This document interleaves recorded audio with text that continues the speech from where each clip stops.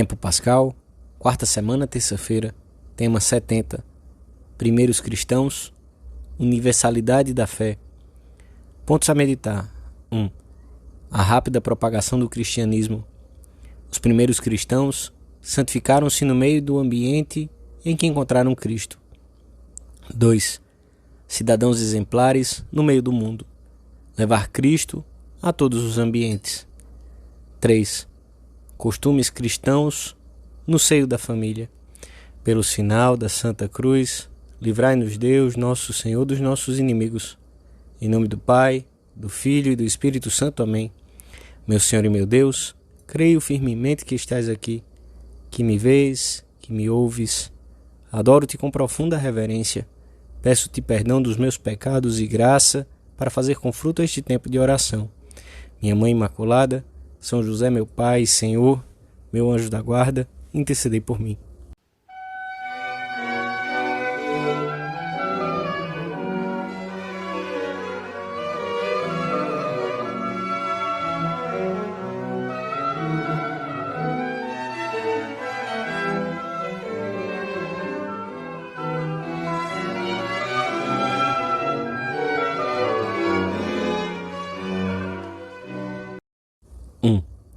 Nosso Senhor funda a sua igreja sobre a fraqueza, mas também sobre a fidelidade de uns homens, os apóstolos, aos quais promete a assistência constante do Espírito Santo.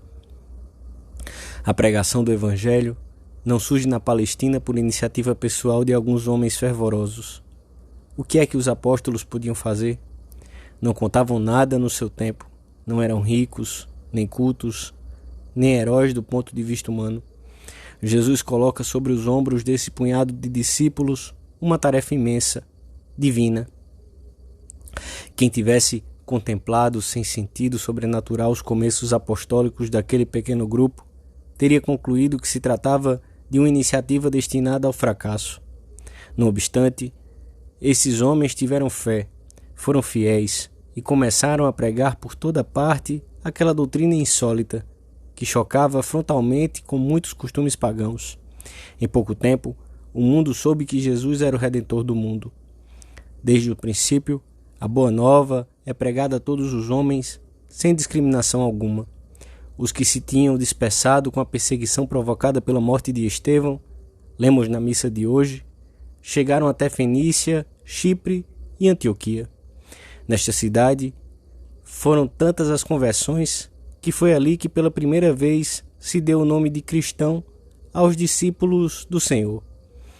Poucos anos depois, encontramos seguidores de Cristo em Roma e em todas as regiões do Império. Nos começos, a fé cristã arraigou principalmente entre pessoas de condição modesta, soldados, cardadores de lã, escravos e comerciantes.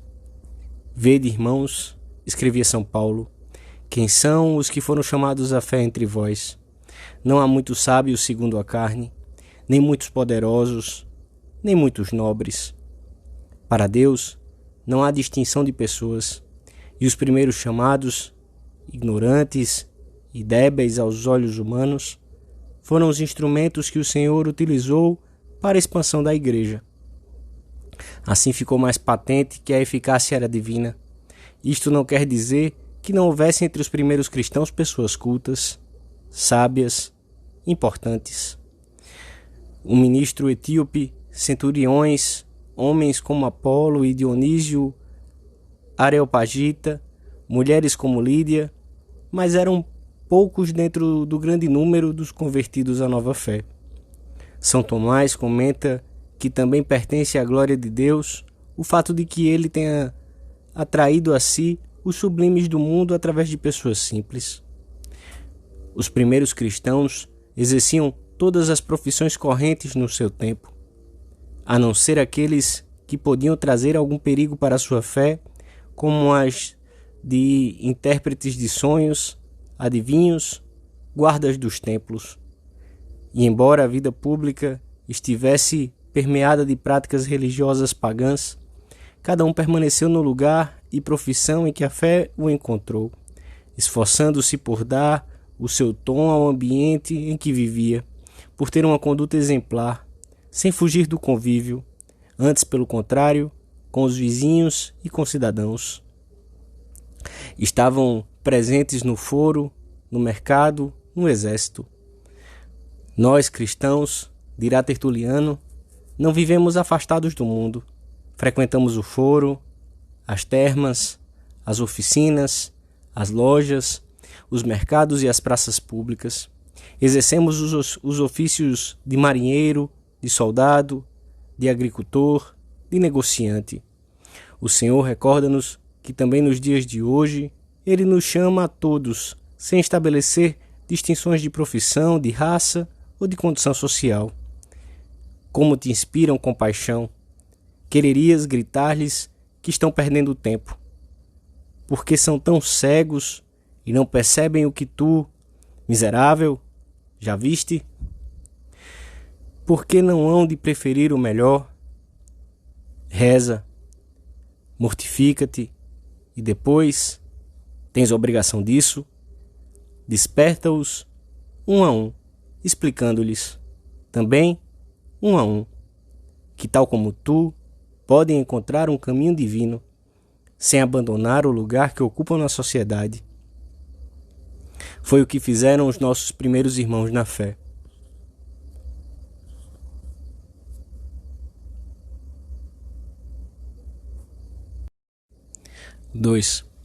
Nos fins do século II, os cristãos estão já espalhados por todo o império.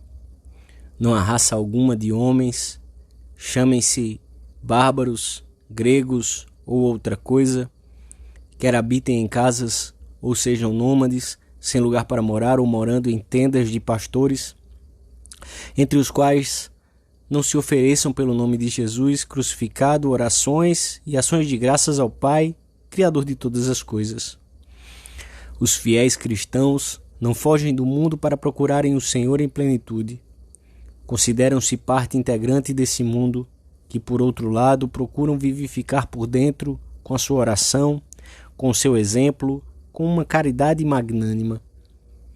O que é a alma para o corpo, isso são os cristãos para o mundo. Vivificaram o seu mundo, que em muitos aspectos tinha perdido o sentido da dignidade humana, sendo cidadãos como os outros e sem distinguir-se deles nem pelo modo de vestir, nem por insígnias, nem por mudarem de cidadania. Não somente são cidadãos, como procuram ser exemplares, obedecem às leis, mas com a sua vida vão além das leis. Honram a autoridade civil, pagam os impostos e cumprem as demais obrigações sociais. E isto, tanto em épocas de paz, como em períodos de perseguição e de ódio manifesto. São Justino, em meados do século II, descreve o heroísmo com que os primeiros cristãos viviam as virtudes cívicas.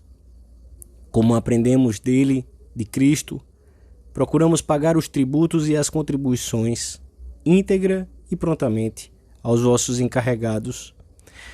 Adoramos somente a Deus, mas os obedecemos com gosto em todas as demais coisas, reconhecendo abertamente que sois os reis e os governantes dos homens, e pedindo na oração que, juntamente com o poder imperial, encontreis também uma arte de governo repleta de sabedoria. E Tertuliano, que atacava com veemência a degenerescência do mundo pagão, escrevia que os fiéis oravam nas suas assembleias pelo imperador, pelos seus ministros e autoridades, pelo bem-estar temporal e pela paz do império. Seja em que época for, os cristãos não podem viver de costas para a sociedade de que fazem parte. Enraizados no coração do mundo, hão de procurar cumprir responsavelmente as suas tarefas pessoais, para impregná-las por dentro de um espírito novo, de caridade cristã. Quanto mais longe de Cristo estiver determinado ambiente, tanto mais urgente será a presença dos cristãos nesse lugar, para condimentá-lo com o sal de Cristo e devolver ao homem a sua dignidade tantas vezes perdida. Para seguir as pegadas de Cristo, o apóstolo de hoje não vem reformar nada, e muito menos desentender-se da realidade histórica que o rodeia. Basta-lhe atuar como os primeiros cristãos, vivificando o ambiente.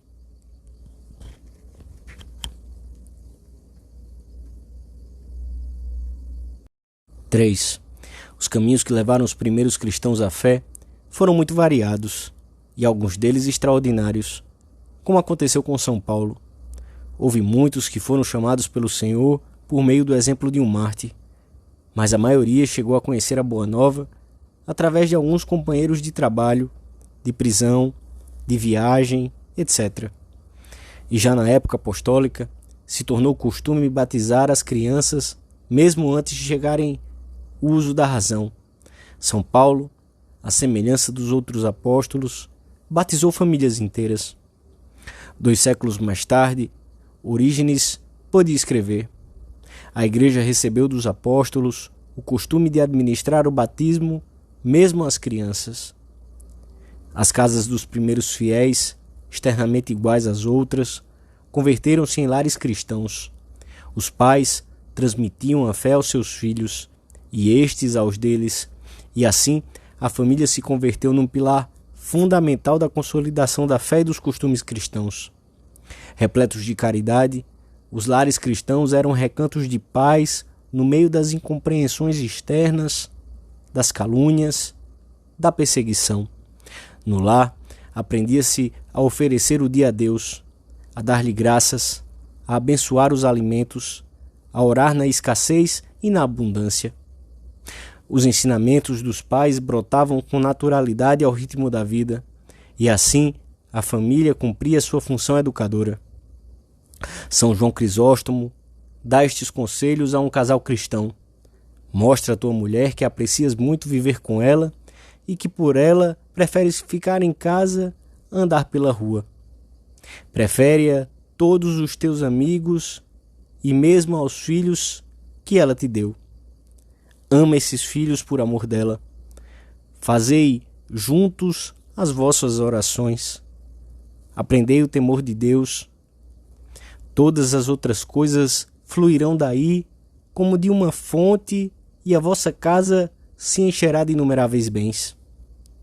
Houve também casos em que o foco de expansão do cristianismo na família era uma filha ou um filho. Atraíam os outros irmãos à fé, depois os pais e estes os tios, acabando por aproximar os próprios avós. Os costumes cristãos que se podem viver numa família são muitos: a recitação do terço, os quadros ou imagens de Nossa Senhora, a bênção dos alimentos e muitos outros.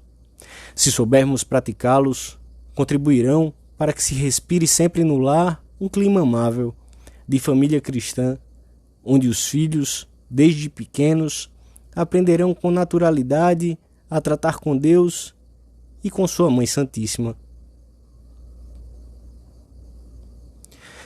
Dou-te graças, meu Deus, pelos bons propósitos, afetos e inspirações que me comunicaste nesta meditação.